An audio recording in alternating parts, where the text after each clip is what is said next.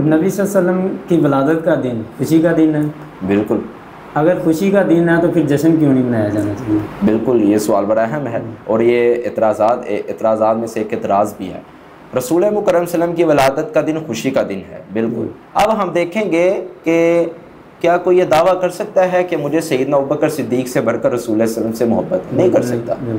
क्या कोई ये दावा कर सकता है कि सहाबा इकराम से बढ़कर मुझे रसूलुल्लाह सल्लल्लाहु अलैहि वसल्लम से मोहब्बत है? नहीं कर सकता। इतना उसके अंदर ईमान नहीं है। सहाबा तो मर कटने वाले थे रसूलुल्लाह सल्लल्लाहु अलैहि वसल्लम पर। हर वक्त ये जुबान से कहते हैं लब्बैक सादैक या रसूलुल्लाह फिदाक उम्मी व अबी रसूलुल्लाह सल्लल्लाहु अलैहि वसल्लम। अब उनके जो ज़िंदगी हैं हम उनसे देखेंगे कि रसूल मुकर्रम सल्लल्लाहु अलैहि वसल्लम की खुशी उन्होंने किस तरह मनाई है। जाहिर बात है, जब हम कहते हैं तकारीर के अंदर हमारा ये जुमला होता है कि हमारे आइडियल सहाबा, हमारा ईमान सहाबा, वो जाहिर बात है जब ईमान सहाबा को मानना है, जब आइडियल सहाबा को मानना है तो उनकी ज़िंदगियों को फिर फॉलो क्यों नहीं कर रहे?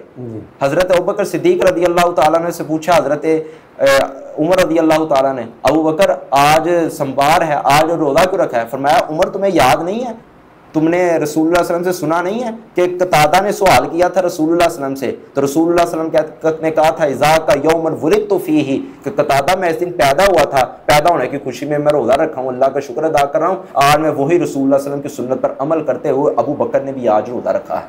हम कहते हैं खुशी मनाएं, कौन रोकता है खुशी से?